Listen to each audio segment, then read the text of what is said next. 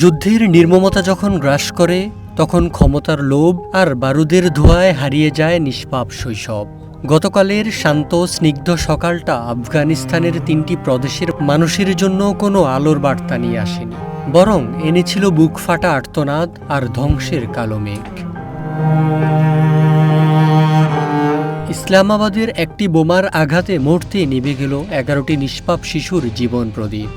যে হাতগুলোয় থাকার কথা ছিল রঙিন খেলনা, যে ঠোঁটে থাকার কথা ছিল অমলিন হাসি, আজ সেই ছোট ছোট রক্তাক্ত শরীরগুলো নিথর হয়ে জড়িয়ে আছে কাফনের সাদা কাপড়ে।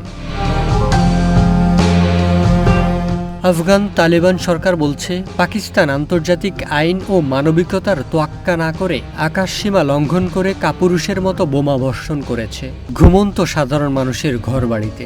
এই অতর্কিত হামলায় 13 জন মানুষ চিরতরে চোখ বুজেছেন, যার মধ্যে 11 জনই অবুঝ শিশু।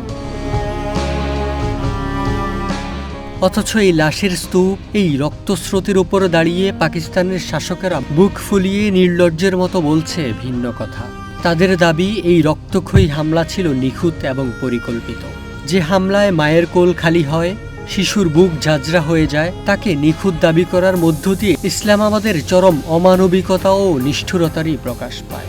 নিজেদের অভ্যন্তরীণ ব্যর্থতা আর সীমান্ত সুরক্ষার দায় অন্যের ঘাড়ে চাপিয়ে পাকিস্তান নিরীহ শিশুদের রক্তে হাত রাঙালো।